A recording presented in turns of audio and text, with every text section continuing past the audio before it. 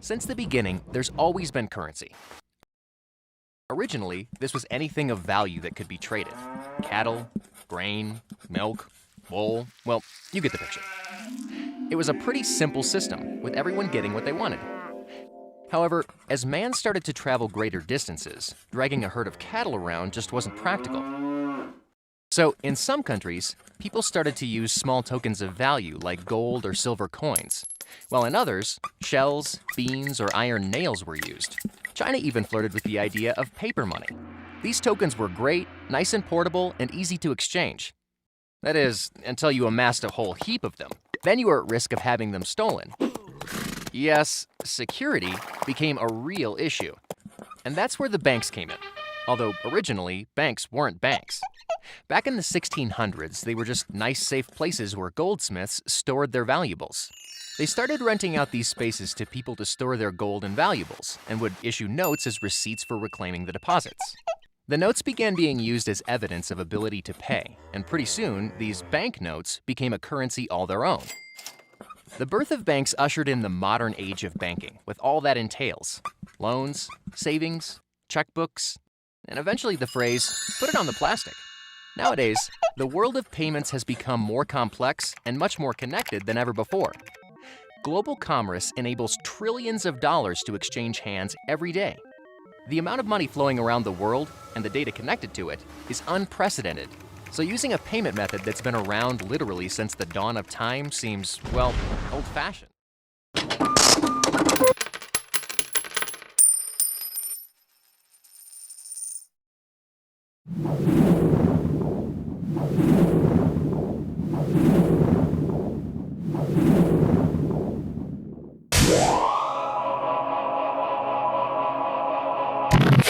My life without debit cards or credit cards, I think my life would be great because, first of all, I would not have any debt.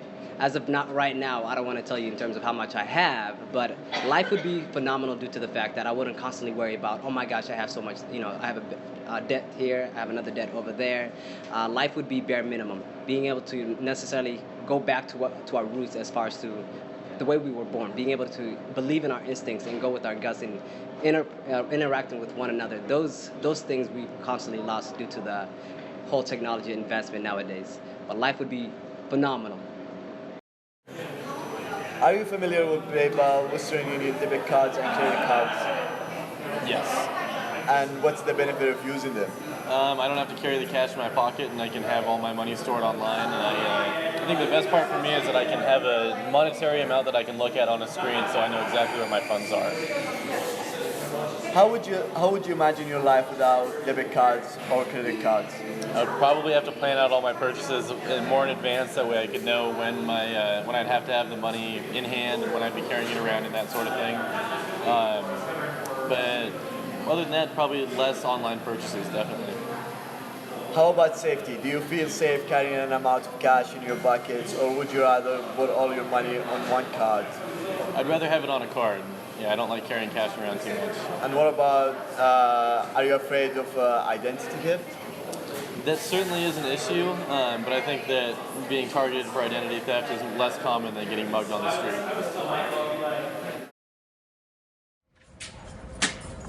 How would you imagine your life without debit cards or credit cards?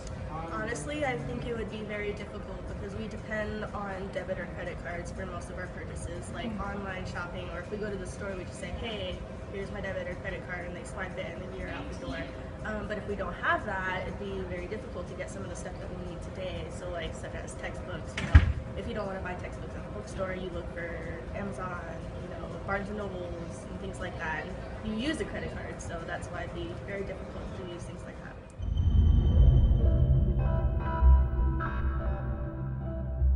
At the Institute for Global Futures, we have had a long practice over the past 20 years looking at the transition from traditional monetary instruments, such as currencies, if you will, into more digital platforms.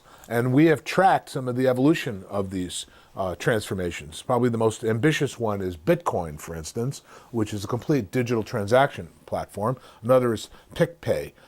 There are different solutions. They tend to be at the core of them some kind of card. There are issues of identification, authentication that are emerging. I carry a Clear card with me, which is a biometric card that could easily have a transaction portal on it. There are no lack of innovative ideas, again, and there's even some technologies that represent innovations that are used for selective areas. So here's my Clear card, and my picture is on the back of it. Notice there's no numbers on it or anything, but it does have a smart chip on it. And this smart chip has all of my security information, it has everything except my purchasing information. Now, is there room on this existing platform to put my payment information? And the answer is yes, there is. So in other words, this as an example of an innovation already exists. In Europe and Asia, they've been using digital currency, if you will, tied to cards for quite a while. I think the big innovation is going to be the new wireless standard, IPv4 now. It has embedded in an NFC, the near field communications.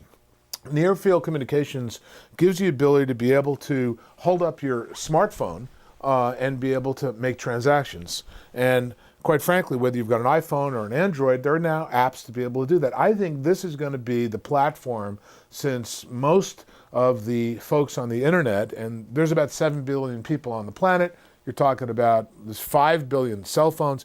Smart cell phones will be used to be able to make purchases tied to my account and tied to merchants. I think this is going to be the big revolution. In a global connected economy, digital transactions will emerge that are more secure. We're still talking about billions of dollars of cyber theft that occurs every year. This is the way to defeat it. So that's where I think this is going, but it's going to require major banks, major governments, major vendors to all work together and maybe driven by the consumer.